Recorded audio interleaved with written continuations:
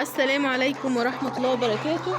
صباح الخير عليكم جميعا، يا رب يكون كلكم بخير وبصحة وبسلامة، ويكون كتير منكم إن شاء الله بدأ مشاريع وبدأ يربح إن شاء الله بإذن الله.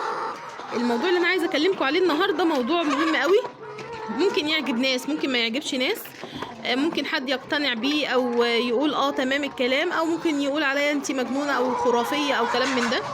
بس أنا دايما بكلمكم من واقع تجارب، من واقع التجارب يعني أنا عشتها.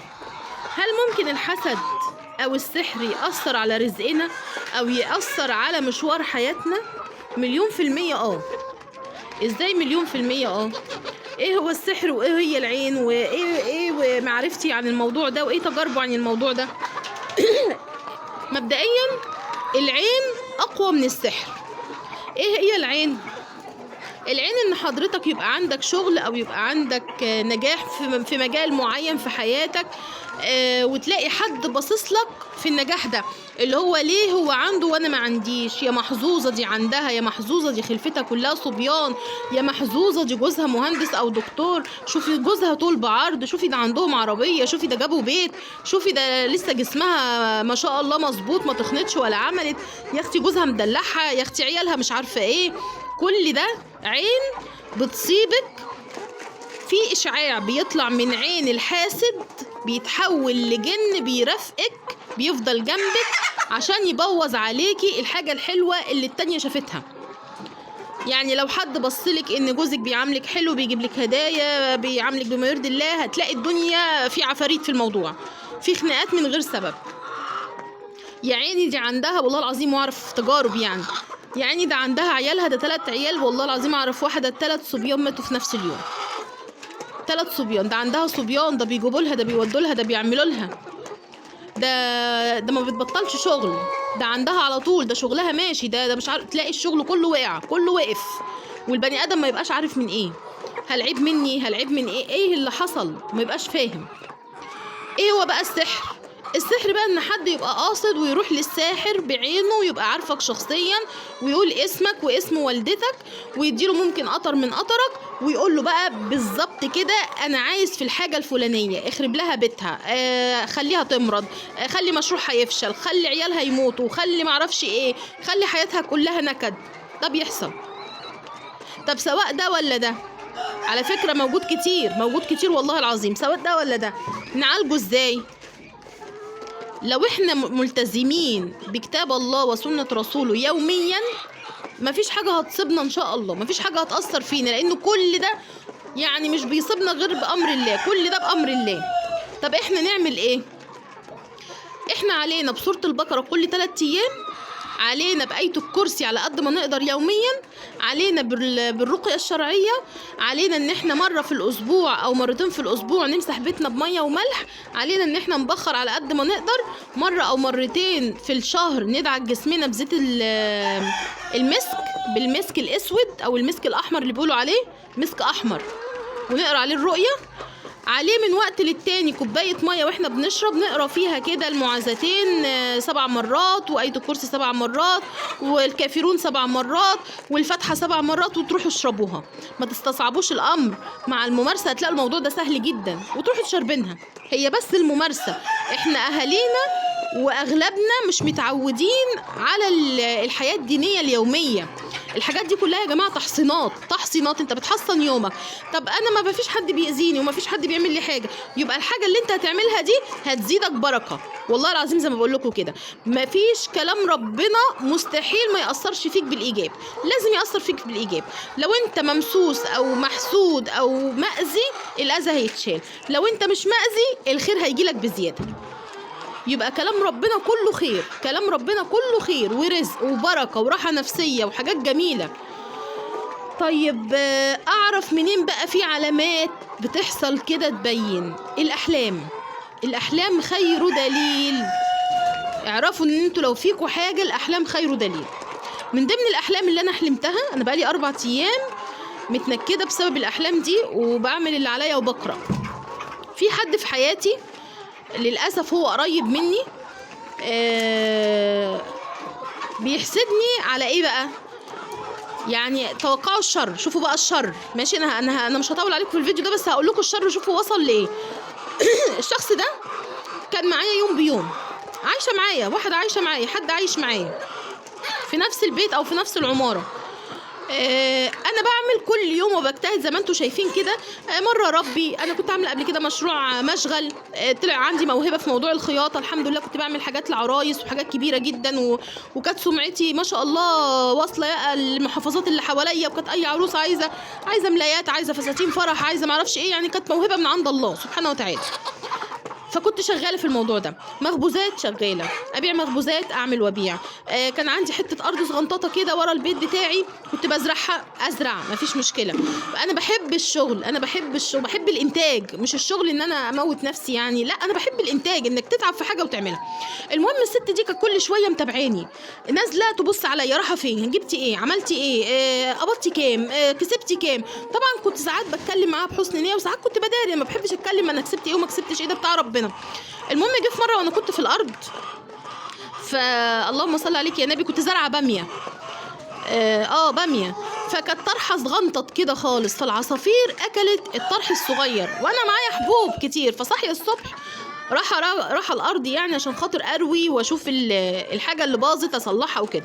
فانا معايا الحبوب، فانا شايفاها ماسكه طوب وبتحدف على العصافير اللي بتاكل الزرع الصغير، فعماله تحدف عايزه تضربهم. فانا بقول لها لا ما تضربهمش، وعماله اقول لها لا ما تضربهمش. فبتقولي لا ده بياكلوا الزرع. قلت لها يا ستي رزقهم، ليهم رزق عند ربنا، مش مشكله ياكلوه وانا ازرع تاني، هو رزقهم هياخدوه. لقيت يا جماعه بقى الست راحت هبه فيا هبه، ايه كميه الايمان اللي عندك دي، انت ايمانك ده ما بيخلص. هو انت زرع تزرعي، خياطه تخيطي، تربيه تربي، مخبوزات تخبزي، انت ما بتتهديش؟ انت ايمانك هيخلص امتى؟ انا مستنيه ايمانك ده يخلص، مش راضي يخلص. انا مستنيه اشوف اليوم اللي انت هتقعي فيه، مش راضيه تقعي. متخيلين لما واحده قريبه قوي منكم وبتقول لكم الكلام ده اللي هو فاض بيها يا عيني، ان انت ما بتتهديش او ما بتقعيش او ما بيحصلكيش مصيبه؟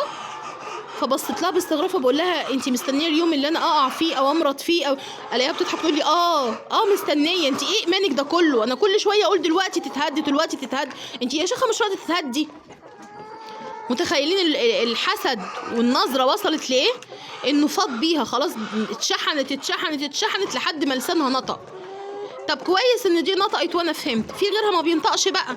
فجأة تلاقي ايه؟ فجأة تلاقي مشروعك خسر، فجأة تلاقي يعني. طب والله العظيم وحياة ربنا نفس الشخصة دي انا كنت رايحة السوق من قيمة حوالي شهرين، فبتكلمني في التليفون فبتقول لي رايحة فين؟ قلت لها انا رايحة السوق. قفلت على كده.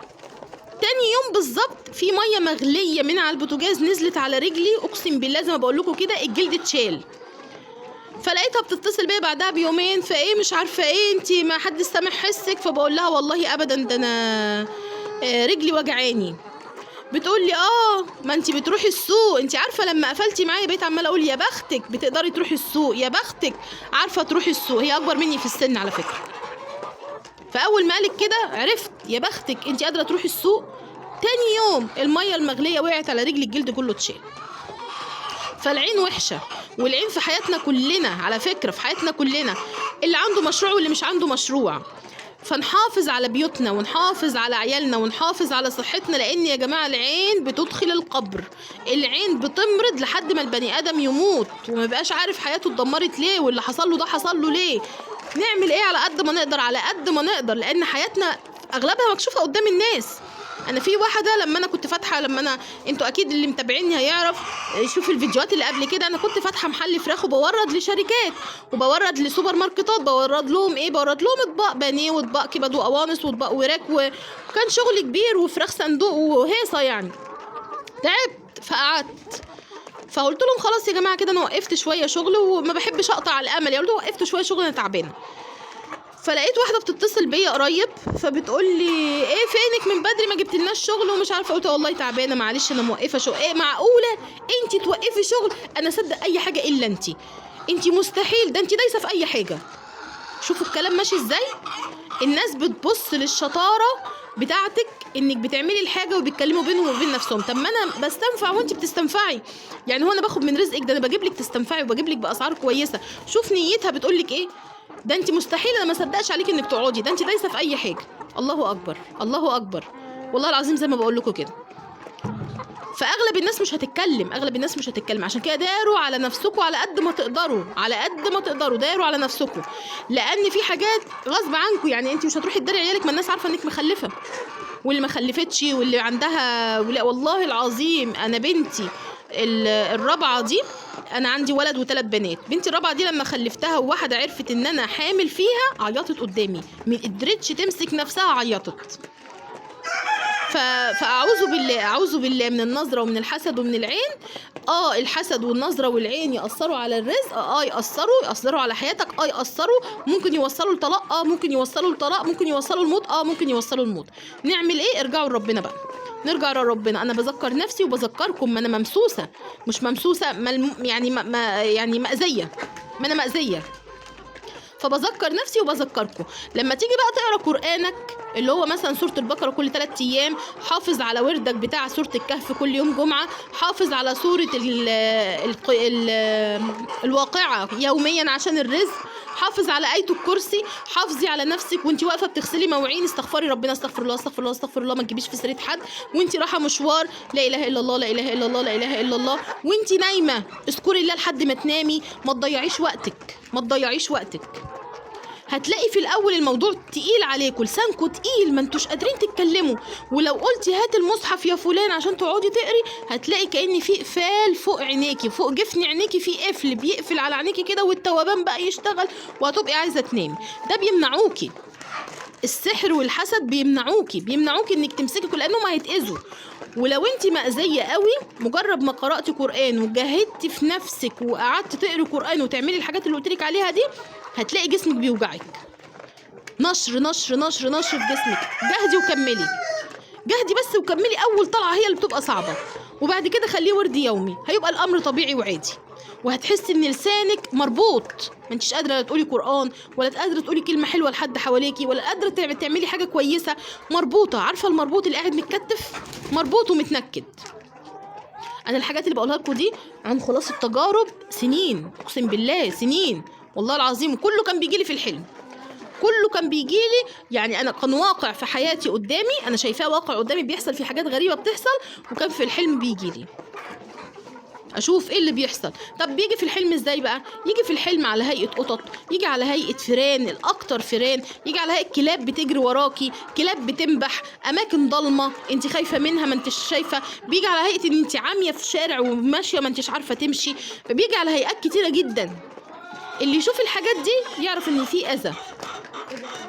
وانا عشان انا يعني بقالي، اعوذ بالله من كلمه انا بقالي سنين، يعني سنين في موضوع تفاسير الاحلام وموضوع الاسحار والاعمال واللي بيحصل ده كله، وعلى درايه شبه كبيره جدا بالموضوع ده. اللي بيحلم بحاجه او اللي حاسس بحاجه يبعت لي على التعليقات، زي ما احنا بنتناقش مع بعض كده في كل حاجه، انا برد عليكم كلكم. بس ما تهملوش الموضوع ده، مش عشان مشاريعكم بس، عشان خاطر حياتكم ما تتدمرش.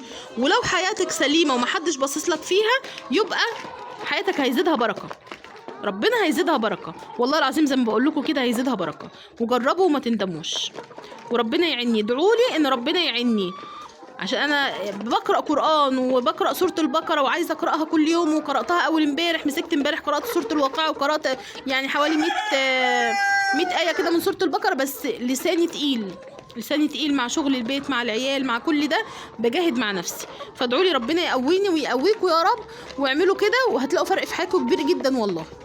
السلام عليكم ورحمه الله وبركاته. معلش انا اسفه ان انا طولت عليكم الفيديو، ممكن تسرعوه بس اسمعوه كله للاخر، والله العظيم هيفيدكم جدا. يلا سلام عليكم ورحمه الله وبركاته.